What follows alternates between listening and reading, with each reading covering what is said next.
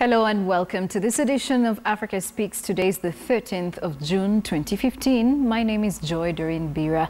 Of course, since the week began, we have seen quite a number of headlines across the African continent. But most importantly, yesterday was a World Day against child labor, and so we are going to be focusing on that, and we are inviting you as well to participate in the conversation.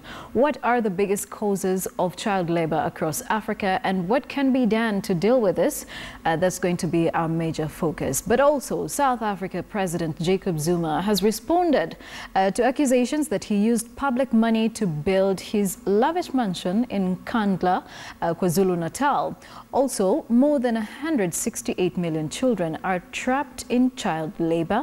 More than half of them, 85 million to be precise, are in hazardous work. Now, this persistence of child labor is rooted in poverty and lack of decent work for adults, lack of social protection, and a failure to ensure that all children are attending school through to the legal minimum age for admission to employment. And that will be our major focus on the show. I will be speaking to Eric Kivuva, who is the Deputy Managing Partner at McKay Advocates. This is Africa Speaks. Let's begin with Web City.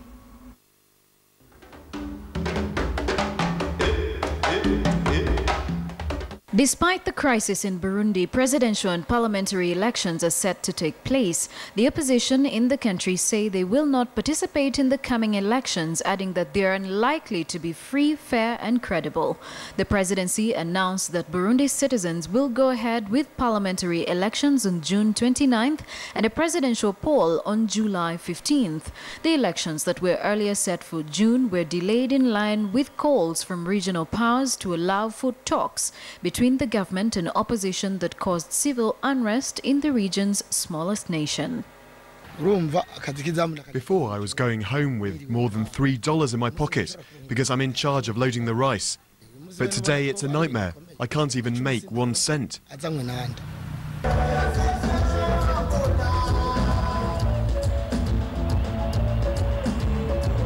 President Jacob Zuma this week had Parliament in stitches as he performed an imitation of Democratic Alliance leader Mmusi Maimane's speech, in which he described Zuma as a broken man leading a broken country.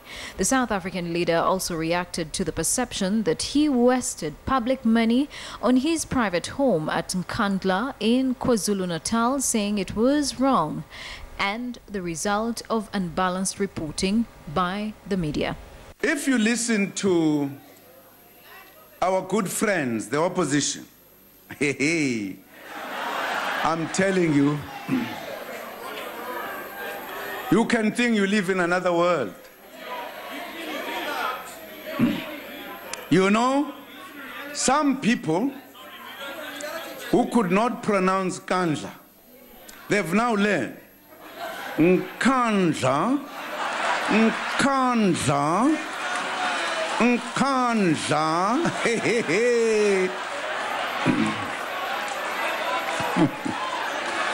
Even if you tell them the Nkandla report is being processed, is going to come. I mean, 3 investigations have been made. Nkandla, even if we are discussing very serious matters, a man stand up, point of order. Yes, Nkandla. Tix was a George Koch. Hey.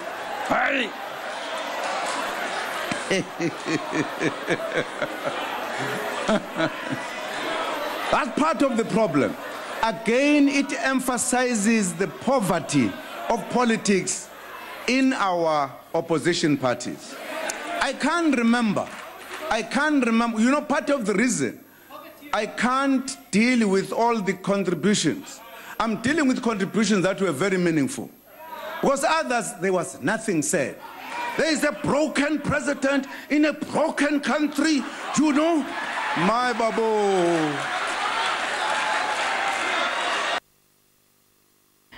And that is Jacob Zuma, the president of South Africa. He says, you know, sometimes he fails to deal with certain issues in Parliament because they're the same repetitive issues all the time.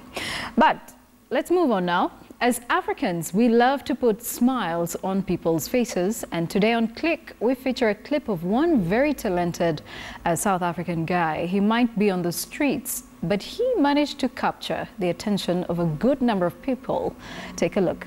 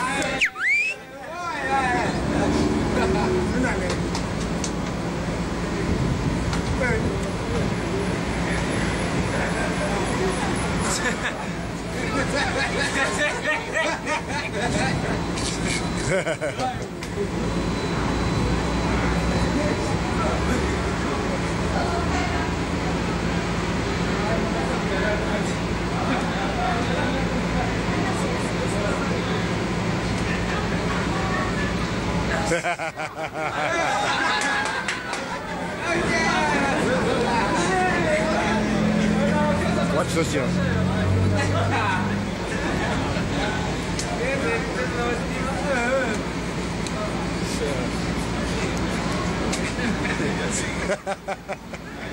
It's such a character, but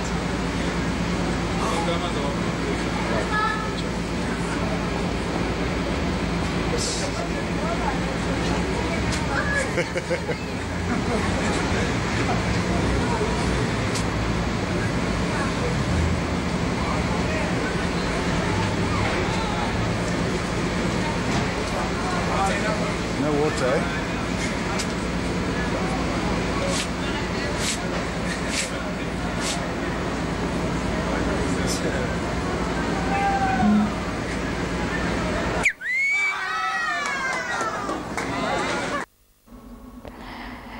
Interesting, right there. And if you have any of those videos, if you think you are that talented, or in whichever way, a funny video that we can share here on Africa Speaks, you can send it to us on africaspeaks@standardmedia.co.ke. Now, we're just about to get into the platform, and today we're going to delve into child labor. The latest International Labour Organization global estimates on child labor indicate that in sub-Saharan Africa, progress towards the elimination of child labor is lagging behind other regions of the world. Sub-Saharan Africa has the greatest incidence of children in economic activity. To be precise, 28.4% of all the 5 to 14-year-olds compared to 14.8% for Asia and the Pacific and 9% for Latin America. It ranks second behind Asia in absolute terms, with 58.2 million children working in the same age group, and that is child labor.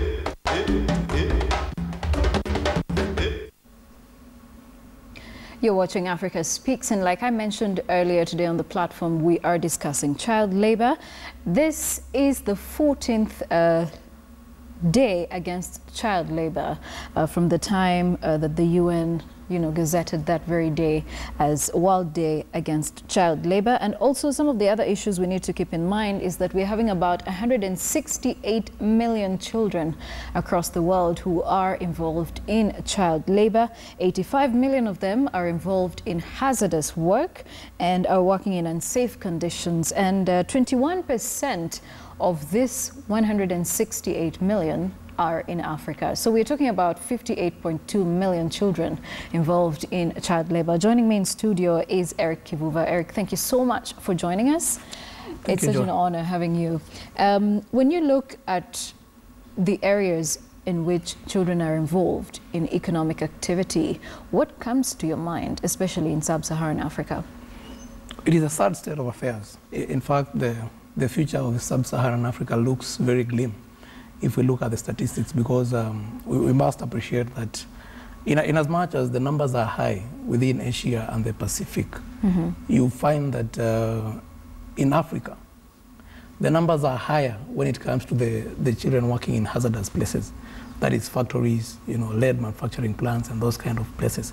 So this means that we stand to suffer more as Africans than maybe where we have the numbers of children working higher, but you find that the number that is working within factories and other places is just 4% compared to sub-Saharan Africa, where it is around 10%. Right. Yes. And we've looked at the demographics. They're saying children between the ages of 5 and 14 are already involved in economic activity.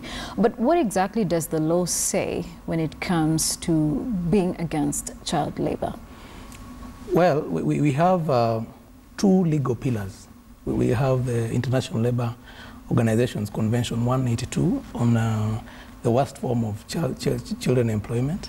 We also have the other one, the other convention, number 138, on the minimum age for employment of children. And you find that these two pillars are actually supported by national legislations in different places and also policy guidelines. In Kenya, we have the Children's Act, and the Children's Act provide that any human being who is below the age of 18 is a child, even if they are 17 and a half years old. Yes. Yes. So you find that the responsibility of protecting children is actually placed on all persons, including those who are not relatives or parents to these children, so that if there is someone who has seen the exploitation of a child and they feel that something needs to be done, they can actually just move to the High Court and proceed to enforce the rights of that child. The law in Kenya, I would say, is not as punitive in my estimation, because it provides that anyone found maybe procuring child labor if found guilty, the penalty is not more than 12 months imprisonment or not more than 50,000 fine, or both.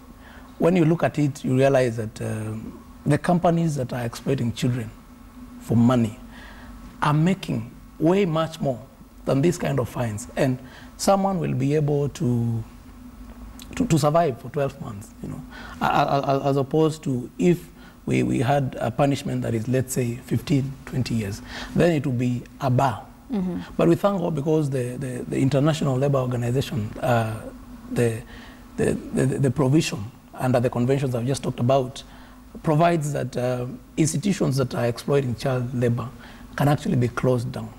And because these provisions actually form part of our national legislation, because... But you know, we have laws in Kenya and across the East African region and Africa as a whole. Yes. But the failure to implement the laws has always, you know, caused a lot of issues to get out of hand, and child labor is one of them. So when you talk about 50,000 Kenyan shillings as the penalty, do you think these punitive measures need to be revised? They need to. They need to. In fact, if you ask me, this is something that should be in the same breath as capital offenses. Because you see, when we exploit children, we are basically messing up with their mental, their sociological well-being. And this means that we threaten the future, even of the nation, so that maybe some days to come we will not have as productive Kenyans as we would like to have. And in my estimation, this should be in the same breath as capital punishment, if you ask me. All right. According to the International Labour Organization, they say 59 million children in sub-Saharan Africa are child laborers, and a large number are involved in hazardous work. We've seen also here in Kenya a number of children working in quarries. And they're paid about $1 for like a whole heap of stones that they've crushed. And, you know, at the end of the day, we are looking at protective gear that they're not even using, and their prospects of even getting a better job for the rest of their lives are almost crushed, or almost close to zero. What do you think we as African governments should put in place to be able to have the right policies that protect children against child labor? What I would say is that in Africa, generally, you find that in so many areas there is an over-legislation, so that we have so many laws, but the biggest problem, enforcement. Because I would tell you, stuff to do with the gear is just a failure of the labor officers not enforcing the Occupational Health and Hazardous Act.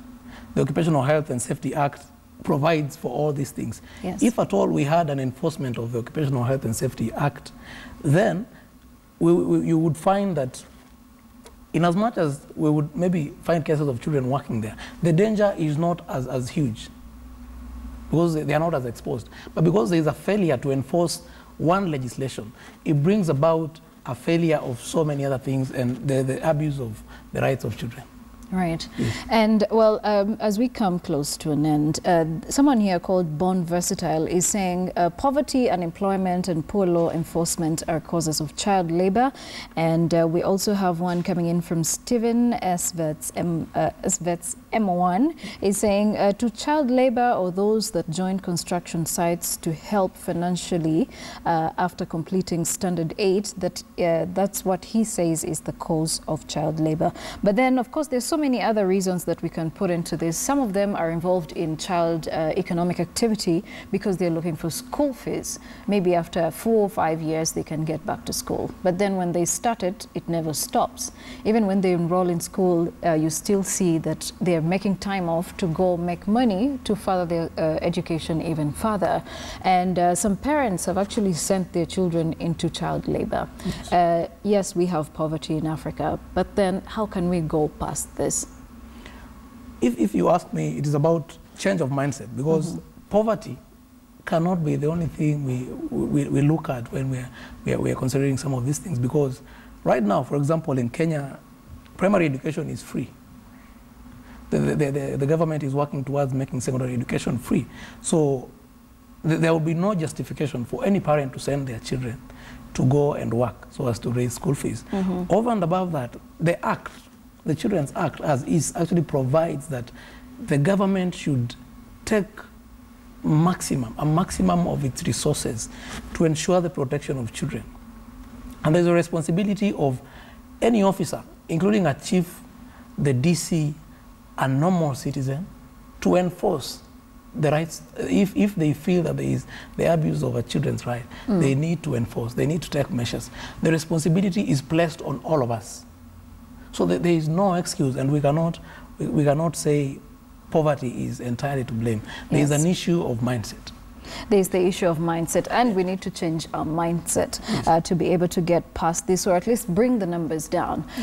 Like the International Labour Organization mentioned, 58.2 million children in sub-Saharan Africa are involved in child labor activities, and the top countries that have been put out are Mali, Uganda, and the other country that was mentioned also was Burundi.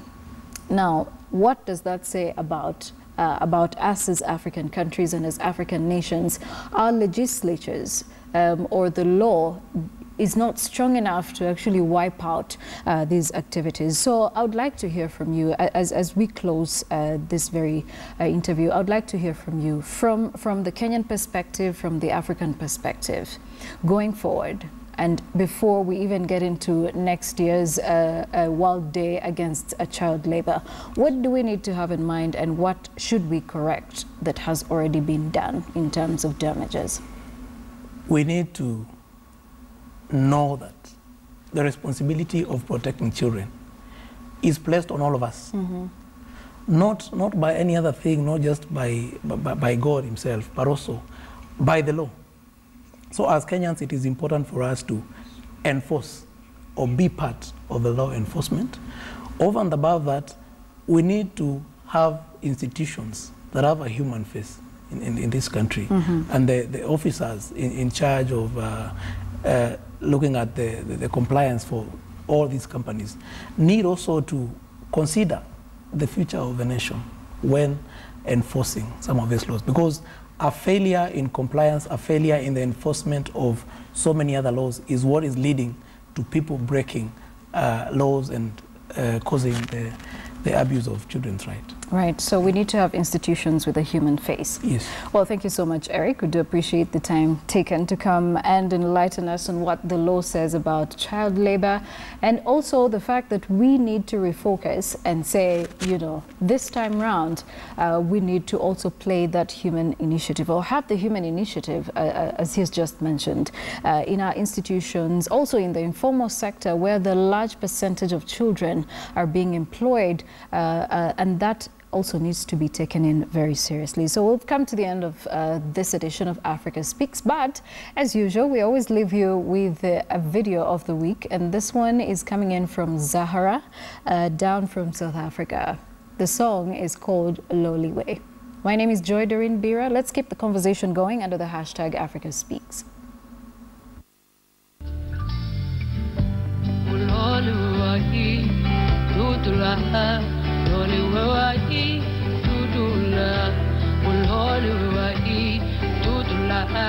Now